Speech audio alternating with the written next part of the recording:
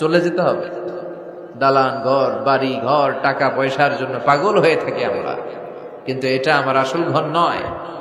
যেই গোসলখানাটারে আমি এত সুন্দর করে টাইলস করে ইটালিয়ান ফিটিংস দিয়ে বানালাম, আমার জীবনের শেষ গোসলটাকে ওই গোসলখানায় হবে?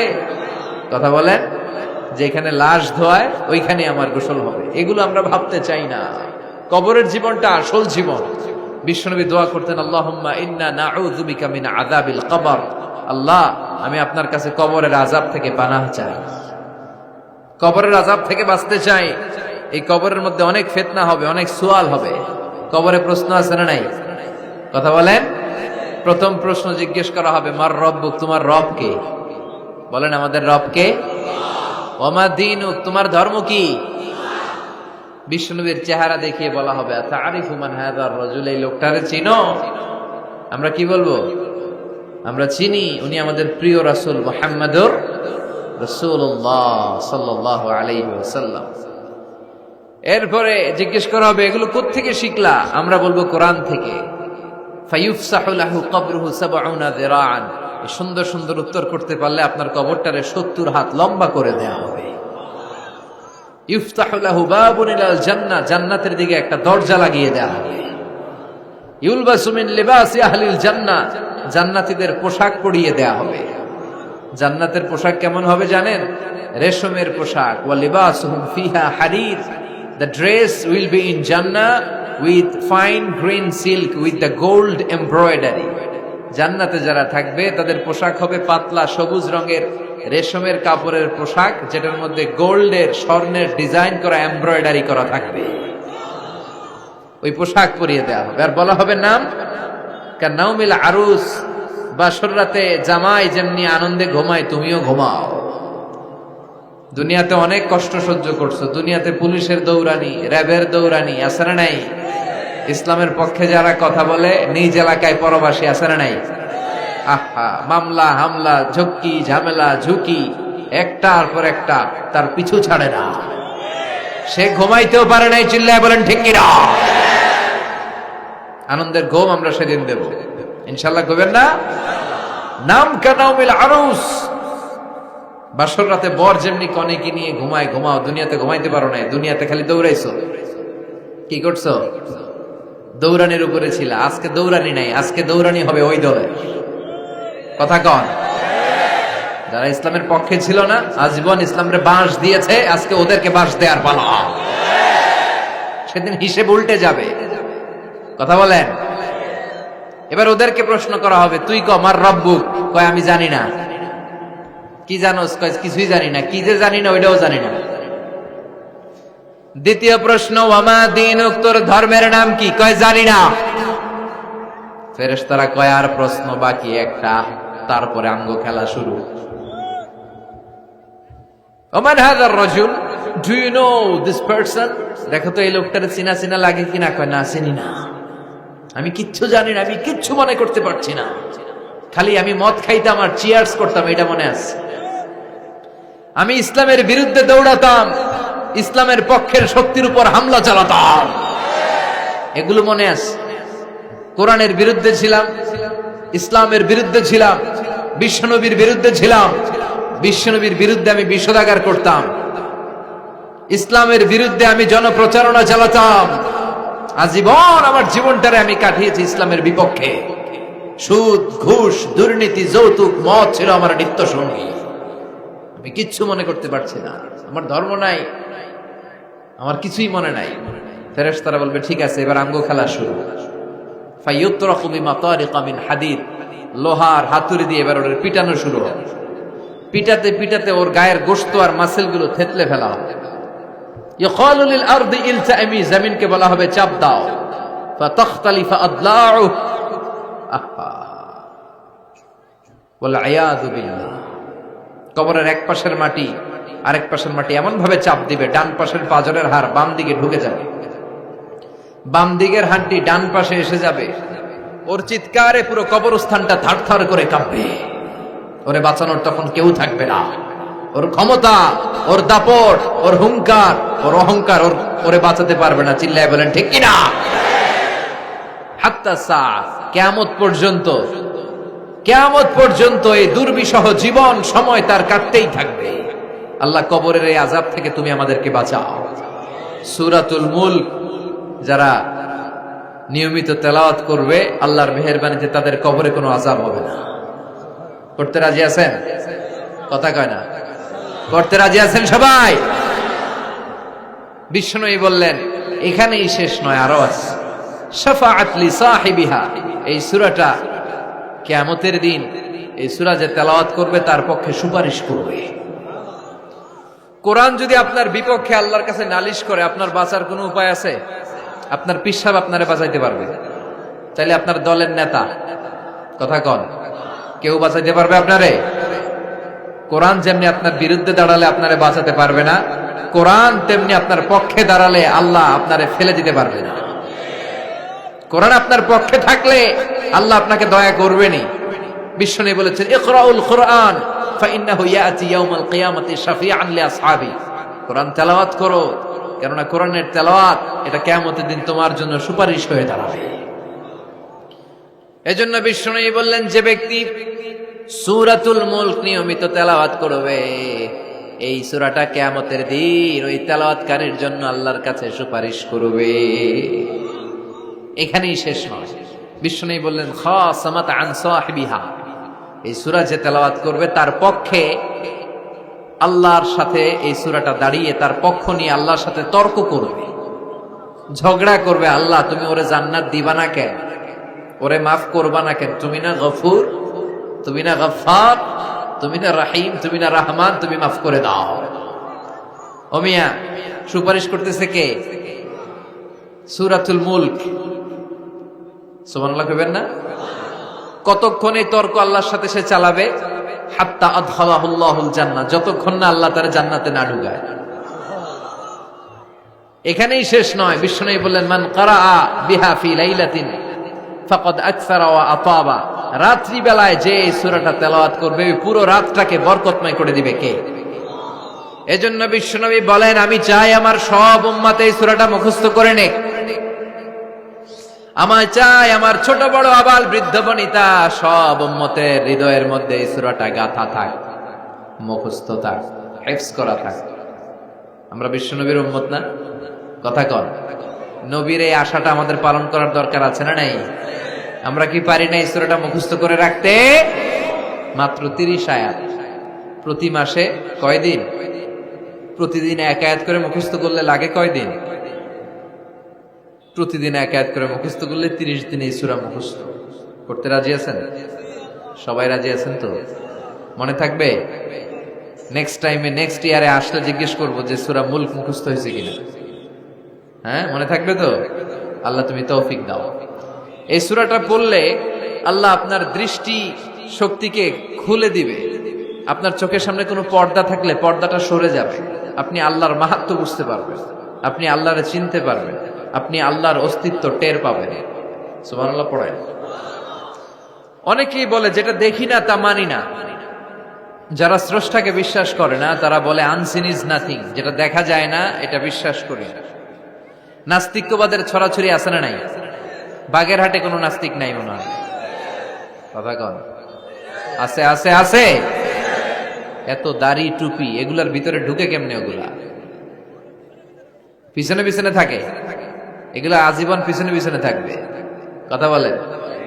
ইয়াং যুবক যারা আছে তোমরা একটা বই পড়বে, প্যারাডক্সিক্যাল সাজিদ, একটা বই আছে বাজারে, নাস্তিকদের বিভিন্ন প্রশ্নের জবাব। এই বইয়ের লেখক খুব ভালো করে ওই বইতে তিনি তুলে ধরেছেন। লেখকের নাম আরিফ আজাদ। এটা পড়লে শিক্ষিত যারা তাদের মনের মধ্যে এই ঘুরপাক করা প্রশ্নগুলোর উত্তর তারা পেয়ে যাবে। বইয়ের নাম প্যারাডক্সিক্যাল সাজিদ, আরিফ আজাদের লেখা। তো তার পাশাপাশি এই সূরাটা পড়লেও আমরা জানতে পারবো, কারণ এই সূরাটা হচ্ছে দি সূরা is an eye opener for us all, আমাদের সবার চোখ খুলে দিবে এই সূরাটা। আমাদের ঘুমন্ত বিবেককে জাগিয়ে তুলবে এই সূরাটা। যারা বলে যে স্রষ্টাকে দেখা যায় না তাদের জন্য এই সূরাটা একটা মেডিসিন। আল্লাহ কেমন যেন এই সূরায় বলতে চায় ওপেন ইউর আই, তুমি তোমার চোখ খোলো না একটু, you must find your God, তুমি তোমার আল্লাহরে খুঁজে পাবা। আপনি আকাশের দিকে তাকান, বাতাসের দিকে তাকান, জমিনের দিকে তাকান, আল্লাহরে খুঁজে পাবেন। সাইয়েদনা ইব্রাহিম তারার দিকে তাকালেন, বললেন মনে হয় এটাই আমার রব। পরে দেখে তারা নাই, কয় না না, আমার রব তো আমার ছেড়ে চলে যেতে পারে না। সাইয়েদনা ইব্রাহিম চাঁদ দেখলেন, পূর্ণিমার চাঁদ দেখে ভাবলেন তাইলে এটা তো তারার চেয়েও বড়, মনে হয় এটা আমার রব। পরে দেখলেন চাঁদও নাই। সাইয়েদনা ইব্রাহিম কয় আমিও আপনার লগে নাই। এরপরে সূর্য উঠলো, গগন বিদারী সূর্য পুরো জমিনটারে আলোকিত করে ফেললো। উনি বললেন হাদা আকবার, সূর্য অনেক বড়, তাহলে এটা আমার রব। পরে বিকেল বেলা যখন সূর্য ডুবে যায়, সাইয়েদনা ইব্রাহিম কয় না, আমার রব তো আমার ছেড়ে কোথাও চলে যেতে পারে। তখন তিনি চিন্তা গবেষণার মধ্য দিয়ে মহাসত্যের খোঁজ পেলেন। সুবহানাল্লাহ পড়ে। মহাসত্য হচ্ছেন একজন, চিৎকার করে বলতে হবে তিনি কে? সে আল্লাহ বলে গোলাম, আমার অস্তিত্ব অনুভব করার জন্য তোমাকে ডজন ডজন বই পড়া লাগবে না, ডক্টরের ডিগ্রি লাগবে না। তুমি আমার সৃষ্টি করা এ বসুন্ধরার দিকে তাকাও, এই গাছপালা নেয়ামত রাজির দিকে নজর বুলিয়ে তাকাও। তুমি সাগর দেখো, তুমি পাহাড় দেখো, তুমি ঝর্ণা দেখো, ঝর্ণার কলকলো আওয়াজের ভেতরে আমি আল্লাহরে খুঁজে পাবা।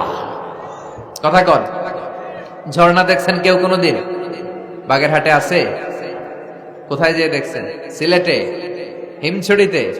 আহা, ঝর্ণার সামনে দাঁড়ালে বোঝাই যায় একজন এটাকে নিয়ন্ত্রণ করছে। একজন আছে, একজন থাকা লাগবে, একজন থাকা চাই, যাকে ছাড়া মহাবিশ্ব এত সুন্দরভাবে চলতে পারে না। সাগরের দিকে তাকান। কক্সবাজারে গেছেন আপনারা?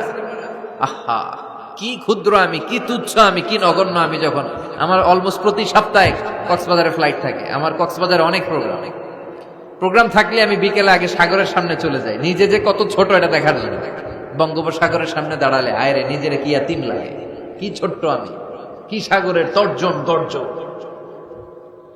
হিমছড়িতে যখন যাই, সিলেটের মাধবকুণ্ডে যখন যাই, মালয়েশিয়াতে মাঝে মাঝে যাই, ক্যামেরন হাইল্যান্ডে কিছু ওয়াটারফল আছে। আল্লাহু আকবার, এই ঝর্ণার আওয়াজের মধ্যে মনে হয় যেন আল্লাহর জিকির শোনা যায়, ঠিক কিনা? ঝর্ণা ঝর্ণা ঝর্ণা রে, বলনা বলনা বলনা রে, কার বিরহে পাগল পাড়া তুই, কার মিলনে ফুল ফসলে ভরার তোর দুকুল ভই, কার মিলনে ফুল ফসলে ভরার তোর দুকুল ভই। ঝর্ণা ঝর্ণা ঝর্ণা রে, বলনা বলনা বলনা রে, কার বিরহে পাগল পাড়া তুই। সুবহানাল্লাহ পড়ে। ঝর্ণার দিকে তাকালে, আকাশের দিকে তাকালে, বাতাসের দিকে তাকালে আকাশের রব আল্লাহর অস্তিত্ব সেখানে আছে না নাই? চিল্লায় বলেন আছে না নাই? এই জন্য নাস্তিকদের যুক্তিগুলো খোড়া যুক্তি। তারা বলে আনসিন ইজ নাথিং, যেটা দেখি না ওইটা মানি না। এরকম কিছু গাধা আছে না নাই? হাদারাম, উল্লুক্কা পাঠা, যেটা দেখি না ওইটা মানি না। আচ্ছা বলেন তো, আমরা কোনোদিন আমেরিকা দেখছি সরাসরি? কথা কয় না। টিভিতে দেখছি, বইতে দেখছি আমেরিকার ছবি, কিন্তু সরাসরি এটা আমেরিকা দেখছি? তাই বলে আমরা আমেরিকা মানি না? কথা বলেন। নাস্তিক যারা কথা বলে এরা বাতাস দেখতে পায়? উত্তর দেন, বাতাস দেখা যায়? তো নাস্তিকের যারা দল, নাস্তিকের গোষ্ঠী, ওরা কি বাতাসকে মানে না? Why do you believe on that? Why do you believe on air in the atmosphere? বায়ুমণ্ডলে যে বাতাস আছে এটা কেন মানো? বাতাস তো দেখো। কে কারো যখন মাইগ্রেনের পেইন হয় মাথায়, আমার প্রচন্ড ব্যথা, আপনারা কি দেখতে পাচ্ছেন ব্যথাটা? কিন্তু মাথায় যে ব্যথা হয় এটা আপনারা মানেন না, নাস্তিকেরা মানে না। তাহলে ওদের যুক্তির কোনো গ্রাউন্ড আছে? কোনো গ্রাউন্ড নাই। যেটা দেখা যায় না এটা নাকি ওরা বিশ্বাস করে না। আল্লাহ বলেন সৃষ্টির দিকে তাকা, নজর করে দেখ, আমি আল্লাহর নিদর্শন আছে। সুবহানাল্লাহ পড়েন। নাস্তিকদের কিভাবে আপনি বুঝাবেন? একটা ঘটনা বললে চমৎকার বুঝতে পারবেন। কুফা নগরীতে এক নাস্তিক ছিল, সে এরকম বলতো, যেটা দেখি না ওইটা মানি না। সবাই বলে আমাদের একজন ইমাম আছে, ওনার নাম নু'মান ইবনু সাবিত, উনি তোমারে দেখায় ছাড়বে আল্লাহরে। সে বলে তাই, তাহলে ডাকো তো, তার সাথে আমি তর্ক করব। অ্যাপয়েন্টমেন্ট দেয়া হলো জুমার পরে ঠিক ভর দুপুরে 2টায়। নু'মান ইবনু সাবিত ওনার আসল নাম, ওনার লকব হচ্ছে আবু হানিফা। ইমাম আবু হানিফারে ছিলেন না?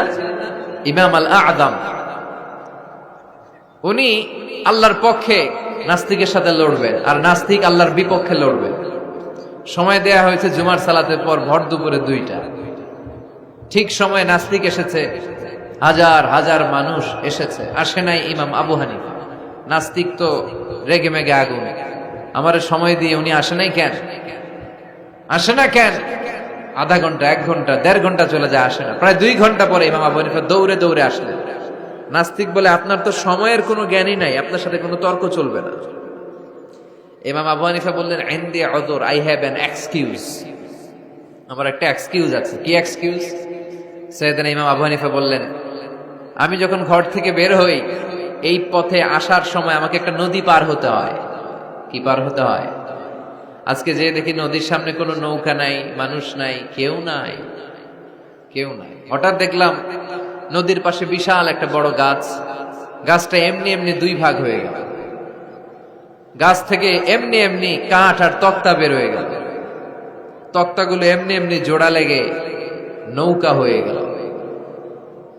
ওই নৌকা এমনি এমনি নদীর মাঝখানে এসে পড়লো, আর আমি উঠে বসলাম। মাঝি ছাড়া, লগি বৈঠা ছাড়া নৌকা আমারে এক টান মেরে নদীর ওপার নিয়ে গেল।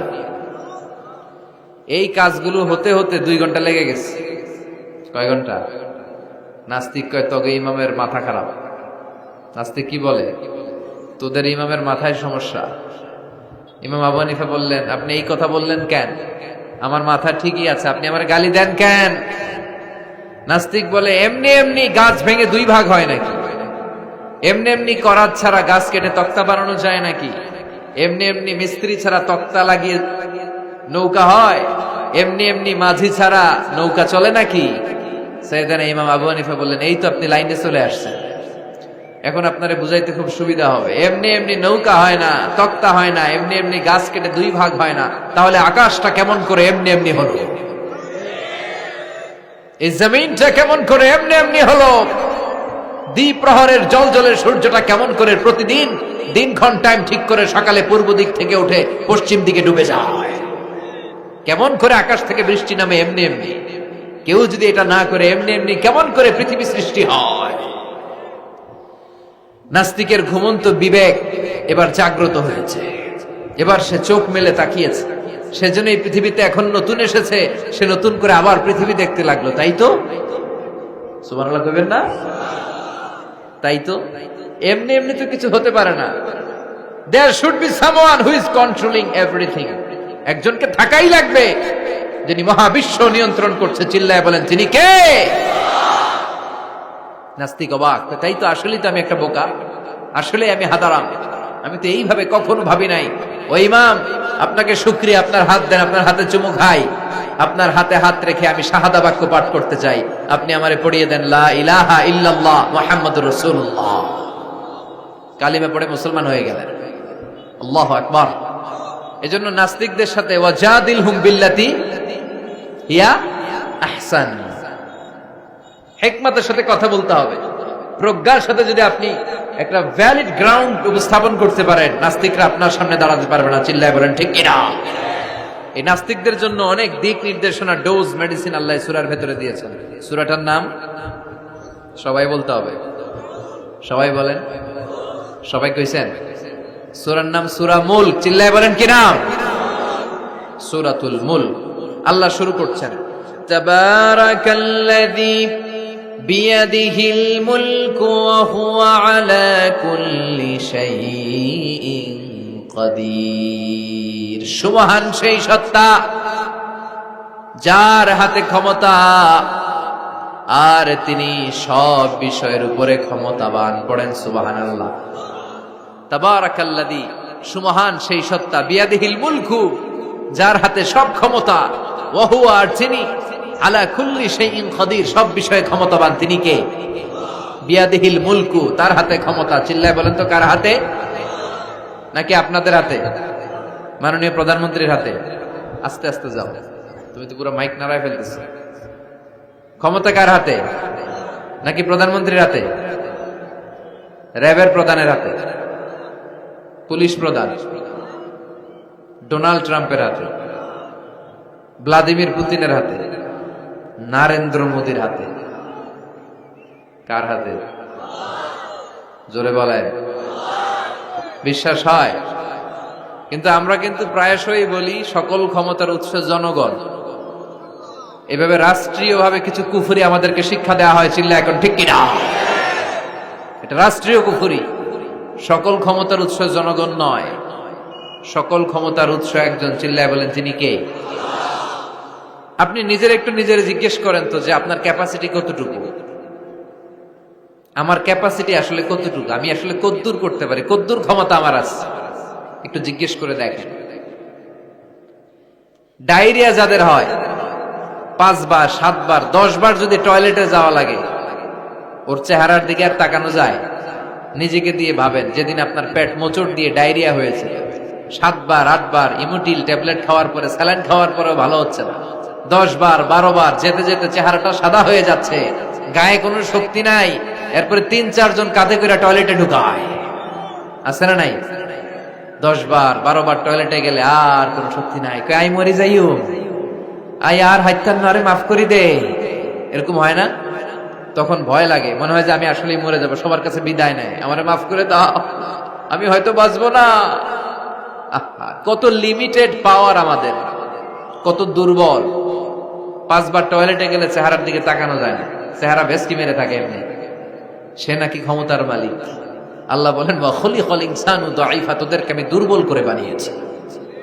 শুধু আমরাই দুর্বল না, আমি দুর্বল, আমার বাপ দুর্বল, আমার দাদা দুর্বল, আমার 14 গোষ্ঠী দুর্বল। আমরা দুর্বলের ঘরের দুর্বল। সবল হচ্ছে একজন, তিনি কে? এজন্য সকল ক্ষমতার উৎস কোন দৃষ্টিতে, কোন যুক্তিতেই টিকে না যে সকল ক্ষমতার উৎস নাকি মানুষ। এই কথাটা যুক্তির আলোকে টিকে? সকল ক্ষমতার উৎস কে?